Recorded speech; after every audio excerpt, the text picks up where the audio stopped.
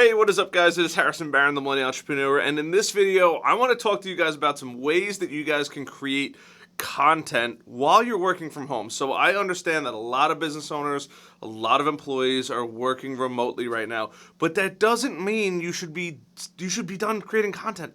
That's not how this works. You should be leveraging the time that you're not spending time at the water cooler, you're not having those casual conversations in the office to create content. And let me tell you why before we get into the long and the short of this video, right? The best part about content, right? My entire calendar has been cleared for like the next 2 weeks because nobody wants to have an in-person meeting. But that gives me a lot of free time to make a lot of content. Beautiful part about content is it sells for you and works for you 24 hours a day, 7 days a week. So I make content for sales, I make content for ads, I make content for webinars, I make content for YouTube, what you're watching right now, in my free time. So the less meetings I have, the more content I get to make, and the more meetings I have, the less content I get to make. So it sounds crazy, but I'd much rather make content because it's going to work for me 24 hours a day, 7 days a week. So now let's get into how you can make some content at home. Right off the bat, the easiest way to make some content at home is really just break out your cell phone. Not everybody is going to have a nice camera or anything like that, but take out your cell phone and you could do quite a bit when you make content with your phone, right? Do yourself a favor. The only thing I ask you to do is clean your lens. Just take your shirt, wipe off your lens. Your images will be far better than just, putting your phone up and hoping for the best. So that's number one. Number two, if you can get somebody, have them video you. If you can, or they have a shaky hand, try to get a tripod or put your phone up against something, maybe a bookshelf or something like that, and have it take a video of you. That is tremendously powerful, and people understand that in today's day and age, it's okay to work from home. So don't think, oh my God, I don't really know what to do. Find a neutral wall like this, and you could do that as well. This is literally a sheet hanging in front of sound panels for my podcast. It's that simple. Just put it a couple inches off the wall and you're good to go. Now, I always fucking say now. The next thing you're going to want to do is get some decent lighting, if you can. I'm not saying everybody's going to have the ability to do some decent lighting, but shoot near a window, get a decently large light and put it up somewhere. Or if you have little spotlights or hi-hats that you can move, adjust those so they can portray a nice light on you, right? For men, you want light coming from one side so a little part of your face is dark. For women, you want light all over your face. That's just how it is. If you Google it online, it will tell you that, I promise you that.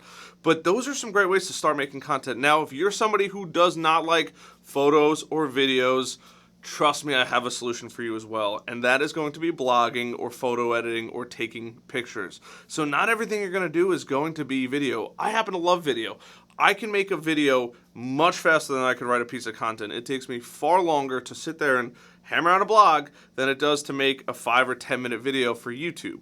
That's just how I am. So for people that aren't comfortable making videos, there is a solution, so don't you worry.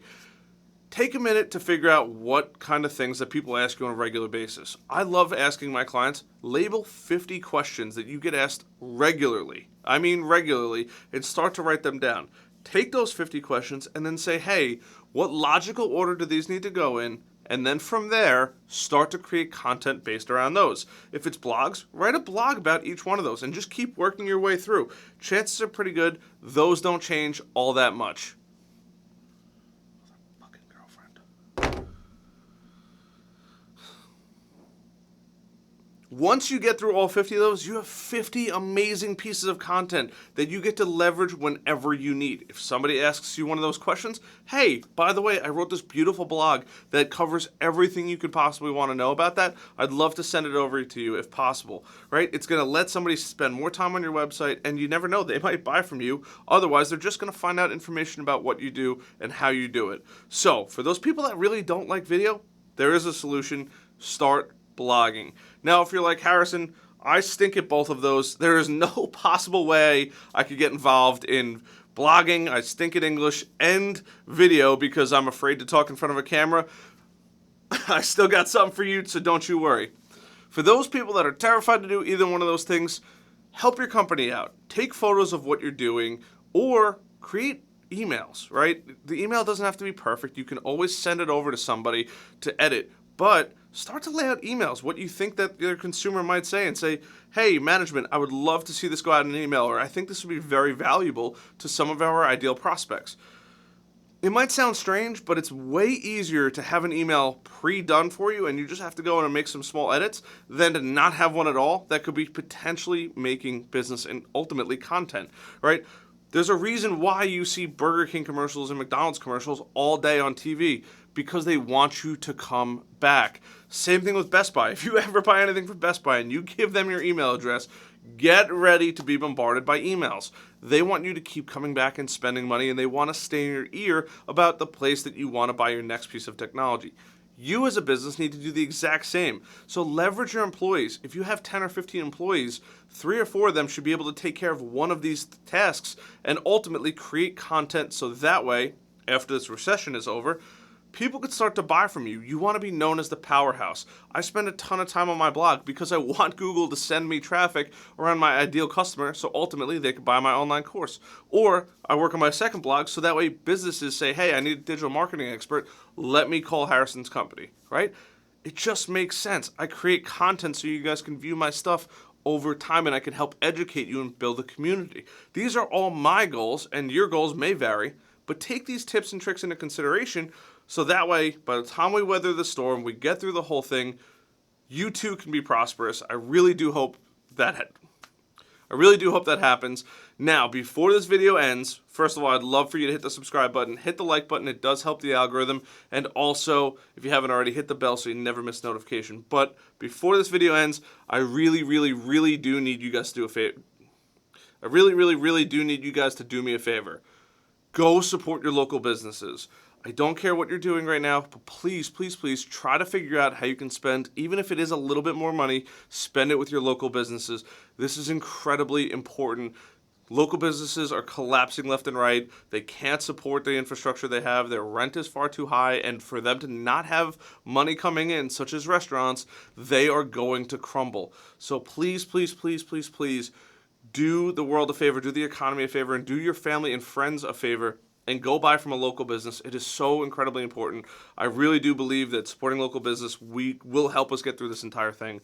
So I do genuinely appreciate if you can go shop locally for the things that you can shop locally for.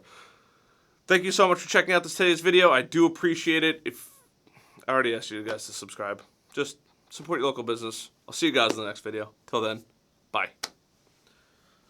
I'm going to fucking put a little spoiler in here. Hey guys, it is Harrison Barron. So in today's video, which we're going to get into, I have a special message for it. Nope. Hey, what is up guys? It is Harrison Barron. So at the end of this video, I have a little special message for small business owners. Please, please, please watch this video entirely. It is a super impactful message, but I did want to let you guys know it is at the end of the video. But before we get into it, do me a favor, subscribe, hit the like button, and hit the bell so you never miss a video. I'll see you guys there. Bye.